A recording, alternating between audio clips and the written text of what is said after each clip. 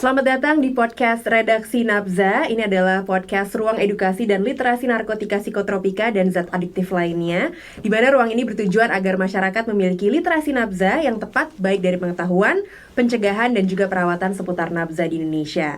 Sebelumnya perkenalkan, saya dengan Dewi Hanafi yang akan menjadi host untuk episode kali ini. Tapi nggak akan sendirian, karena juga sudah ditemani oleh dua narasumber yang sudah hadir bersama kita. Ada Mas Narendra Narotama, yang lebih akrab dipanggil Mas Lobi ya? Ya, Lobi. Bukan karena sering ngelobi ya, Mas?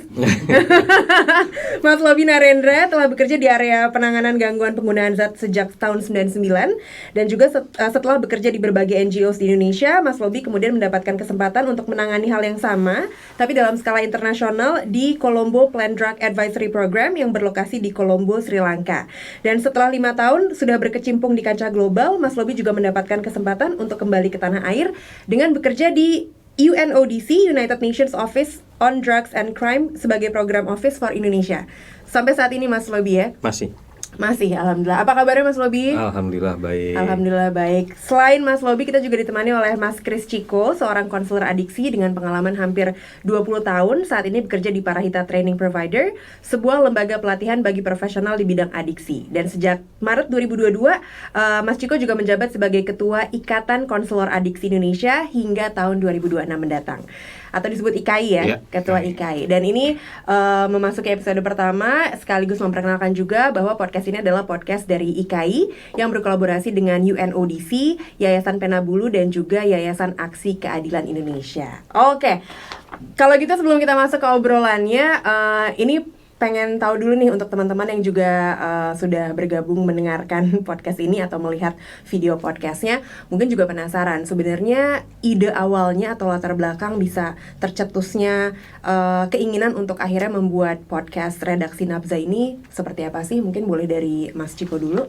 Iya, jadi kalau kurang lebih latar belakangnya kali ya. Jadi kita kan melihat nih bahwa penanggulangan nabza khususnya sih di area rehabilitasi lah ya.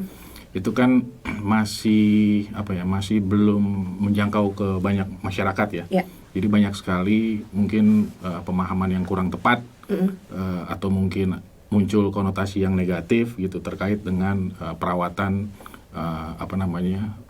orang dengan gangguan penggunaan zat seperti itu. Jadi sebenarnya itu yang melatar belakangi kenapa akhirnya kita ada rencana atau akhirnya melalui podcast ini salah satunya untuk membantu menyebarluaskan tentang sebenarnya rehabilitasi itu seperti apa, kemudian dari sisi kami khususnya konselor adiksi seperti apa sih, barang apa itu, terus perannya apa. Nah itu hal-hal seperti itu sih. Oke, dari Mas Lobi? Iya, apa yang tadi Chico udah jabarin gitu ya, emang saya setuju gitu ya dari UNODC, dan kita melihat ini juga memang satu momen di mana ya masa pandemi ini kan semua kembali atau beralih ke daring ya. Betul. Dan ada beberapa survei juga yang saya lupa gitu ya, tapi membuktikan bahwa podcast ini mempunyai satu opportunity yang bagus gitu ya untuk menjangkau masyarakat lebih luas, khususnya di era pandemi. Nah, ya di situ juga kita ngelihat ini momentum yang baik gitu ya untuk bisa memberikan edukasi, memberikan informasi yang tepat. Dan ya nggak menutup kemungkinan sih kita juga ngelihat gitu ya podcast-podcast yang beredar itu kan lebih banyak ke entertainment. Betul. Gitu ya, tanpa ya minim lah gitu ya sense of education-nya gitu. Jadi ini ya udah, kenapa nggak kita masuk gitu ya, bersanding dengan mereka, tapi ini kita mengambil porsi yang lebih mengedukasi masyarakat di arah situ. Jadi pemberian informasinya juga memang bisa lewat podcast ini dengan harapan bisa lebih luas jangkauannya ya, diterima oleh banyak orang. Sekarang ke Mas Lobi lagi, mungkin tadi kita udah share sedikit perkenalannya. Kalau Mas Lobi juga sekarang bekerja di UNODC. Nah, boleh diperkenalkan lagi nggak sih Mas, atau diceritain lagi sebenarnya UNODC itu apa sih? Ya, jadi UNODC itu kita bergerak dari 6 program dengan payung dari regional program itu. Jadi ada drug problem, terus ada organized crime, terus ada criminal justice system, kemudian ada terrorism prevention, ada anti-corruption, dan terakhir ada crisis response. Oke. Terkait dengan penanggulangan nafsa di Indonesia, berarti kalau kita ngomongin soal perannya UNODC sendiri terkait penanggulangan nafsa di Indonesia itu seperti apa, Mas Lobi? Iya, jadi sesuai mandat ya kita itu memberikan technical assistance ya, baik ke pemerintah maupun ke masyarakat gitu ya, ke organisasi swasta. Ya technical assistance itu bisa beraneka ragam, bisa melalui capacity building, bisa melalui studi dan lain sebagainya. Oke, ini berarti bentuk-bentuk dukungan yang diberikan oleh UNODC ya? Iya. Apa aja tadi technical Assistance. Yaitu bisa berbentuk capacity building, bisa berbentuk studi, jadi bisa ya sesuai dengan kebutuhan sih sebetulnya. Jadi kalau ke pemerintah kita lebih bagaimana memberikan technical assistance, misalnya membuat policy yang sesuai dengan evidence base gitu ya, yang berbasis bukti. Terus kita juga bisa memberikan technical assistance misalnya perlu penguatan di area mana, ya ini semua tergantung dari kebutuhan. Oke, tapi memang lebih ke dengan lembaga-lembaga kah atau juga ada yang ke masyarakat langsung, Mas Lobi, untuk pemberian dukungan ini? Iya, selain dengan lembaga pemerintah, ya juga dengan masyarakat kita bisa untuk berinteraksi langsung gitu ya. Ya contohnya seperti sekarang ini gitu ya, kita punya kerjasama langsung dengan teman-teman IKAI, dengan Aksi Keadilan juga dengan Penabulu gitu. Jadi ya ini semua memang tergantung dari kebutuhan dan gimana kita cepat untuk merespon sesuai dengan permintaan. Siap. Kalau gitu kita sekarang beralih ke Mas Ciko nih sebagai ketua dari IKAI, Ikatan Konselor Adiksi Indonesia. Nah, boleh dijelaskan lebih lanjut untuk pergerakannya itu atau kegiatannya seperti apa sih yang dilakukan oleh IKAI, Mas Ciko? Iya, kalau secara sederhananya sih IKAI ini kan organisasi yang berisikan konselor adiksi ya. Nah, konselor adiksi itu kurang lebih adalah individu yang memiliki kompetensi dan kompetensinya itu tersertifikasi oleh negara dalam penanganan atau perawatan orang dengan gangguan penggunaan zat seperti itu. Jadi layaknya seperti organisasi yang berisikan praktisi atau pekerja profesi lainnya juga yang pasti adalah penguatan kepada anggotanya itu sendiri, dalam hal ini konselor adiksi. Penguatannya tentu di beberapa area lah ya, di semua area. Kemudian juga secara eksternal juga kita yang mendorong misalnya kebijakan yang yang berpihak kepada perawatan orang dengan gangguan penggunaan zat gitu. Jadi kurang lebih gambaran umumnya seperti itu. Oke. Berarti ini saya kebayang berarti memang sering bersinggungan langsung tentunya kan, berarti dengan orang dengan gangguan zat adiktif gitu. Tapi kalau bisa digambarkan lagi gitu, sebenarnya peran IKAI sendiri terkait penanggulangan nafsa di Indonesia itu seperti apa? IKAI-nya berarti ya? Iya, peran IKAI-nya. Ya karena kan kalau konselor adiksi, kalau kita bicara penanggulangan khususnya di area perawatan, ini kan kita bicara cukup banyak hal ya di situ ya. Salah satunya kan SDM di situ, sumber daya manusia. Nah, sumber daya manusia yang berkaitan dengan perawatan itu kan cukup banyak ya. Nah, salah satunya si konselor adiksi ini. Nah, konselor adiksi ini cukup relevan sih sebenarnya, karena kita melihat dari sisi katakanlah misalnya profesi lain ya. Profesi lain misalnya yang berkaitan, yang umumnya nih ya, misalnya dokter gitu. Kemudian psikolog, mungkin psikiater. Ini kan rasionya jumlah ketersediaan profesional tersebut dibandingkan dengan mungkin populasi gitu ya, itu kan sangat jauh ya rasio idealnya. Nah, apalagi kayak misalnya dokter gitu kan, dia tidak hanya menangani pasien nafsa kan, tapi dia juga menangani pasien lain. Nah, artinya secara rasio ini kurang banget. Nah, artinya peran konselor adiksi ini dirasa cukup penting gitu untuk mengisi kekosongan tersebut. Nah, kemudian itulah yang mendorong akhirnya kita nih IKAI berkumpul gitu ya, dari berangkat dari fenomena yang tadi sudah saya sampaikan, supaya kita bisa ada kontribusi cukup signifikan terkait dengan kawan-kawan yang memang mengalami gangguan penggunaan zat itu. Itu secara konselor adiksinya. Nah, IKAI-nya ini menjadi wadah sebenarnya. Oke. Menjadi wadah karena ya kalau kita berkumpul bersama itu kan lebih jelas gitulah ya untuk berupaya memajukan keberadaan kita itu sendiri dan pada akhirnya juga mendorong kebijakan sih sebenarnya. Iya, iya. Seperti itu. Nah ini sebenarnya kalau kita ngobrolin soal penanggulangan nafsa itu sendiri atau pada akhirnya nanti berujung pada rehabilitasi, itu kan sebenarnya banyak sekali pihak-pihak yang terkait di dalamnya gitu ya.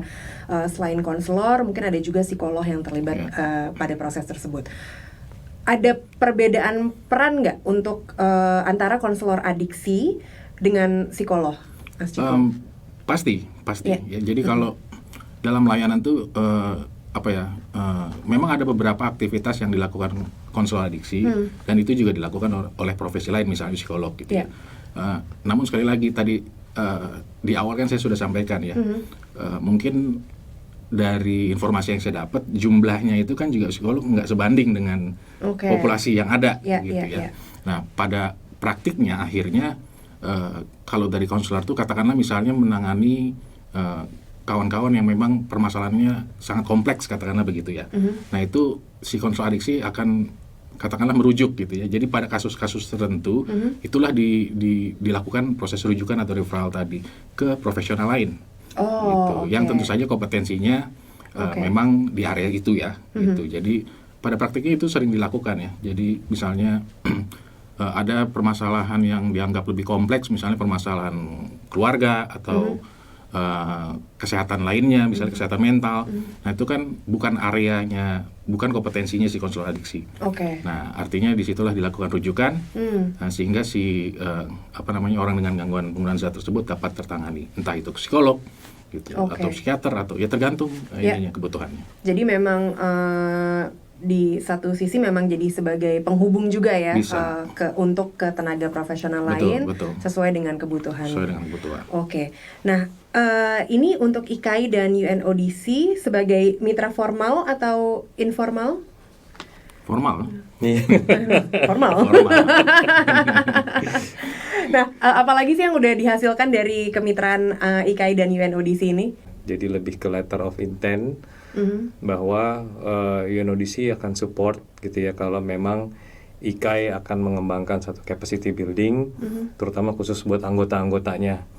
Jadi kita akan support dari materialnya, kemudian kita akan support dari sertifikatnya dan lain sebagainya. Jadi memang kita memberikan dukungan penuh di area situ pada IKAI. Dan apa nih yang diharapkan itu mungkin dari Mas Ciko boleh share juga ke kita yang diharapkan dari IKAI dan juga UNODC dalam kemitraan ini. Mungkin boleh dari Mas Ciko dulu untuk dari sisi IKAI yang diharapkan dari terciptanya atau terbentuknya kemitraan ini apa aja Mas Ciko? Iya, dari beberapa kegiatan yang sudah dilakukan ya, jadi memang maksudnya kita dari sisi IKAI sudah merasakan banyak sekali dukungan ya dan manfaatnya. Namun tentu saja harapannya juga kita dalam rangka memperkuat kedudukan konselor adiksi itu sendiri sih. Gitu ya. Tentu saja butuh dukungan jejaring ya, baik formal maupun informal. Nah, salah satunya dari UNODC gitu, karena kita juga bisa melihat bahwa mungkin UNODC juga bisa berperan dalam mendorong pemerintah untuk mempengaruhi dalam proses pembuatan kebijakan sehingga pada akhirnya kedudukan IKAI itu bisa lebih strategis. Seperti itu. Dari Mas Lobi untuk dari sisi UNODC yang diharapkan dari kemitraan ini apa Mas? Iya, jadi ya seperti tadi ya banyak kerjasama UNODC dengan IKAI. Ya selain dari peningkatan kapasitas, kita juga sedang mengembangkan satu aplikasi sebetulnya mobile app, gitu ya, namanya RehabNet.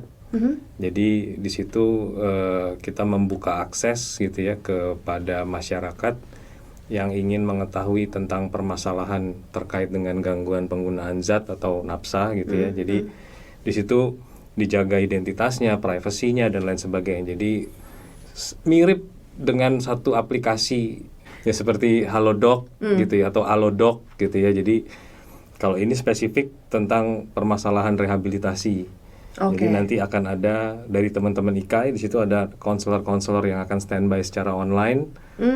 Jadi masyarakat bisa konsultasi, Iya. bisa konseling gitu. Dan di aplikasi itu juga menyediakan screening secara daring, sehingga mereka udah bisa mengetahui risikonya. Oke. Nah, jadi harapannya kalau di UNODC, kenapa kita juga selain pemerintah, kita memilih IKAI juga sebagai salah satu mitra kerja kita gitu ya.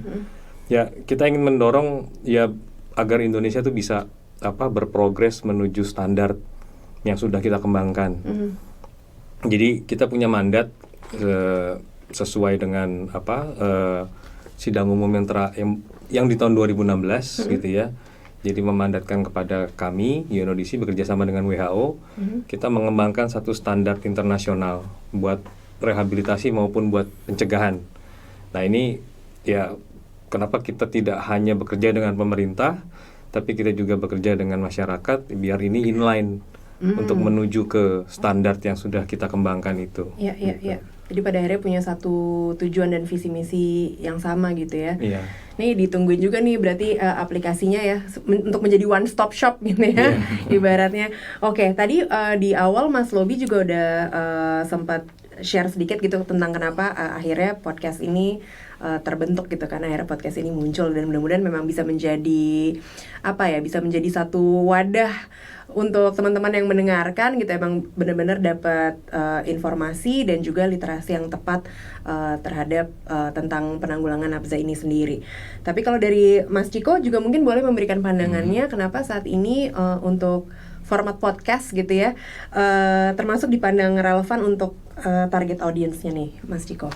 Iya, jadi sebelumnya memang sudah dilakukan ya survei gitulah ya kurang lebih, dan salah satu kesimpulan yang didapat adalah memang melalui berbasis digital gitulah ya, berbasis digital itu ada beberapa sih sebenarnya kan berbasis digital. Betul. Termasuk podcast gitu ya. Jadi akhirnya kita juga memilih podcast ini juga sebagai satu media atau saluran dalam rangka untuk tadi ya, dari latar belakang yang saya sudah sampaikan tadi di awal.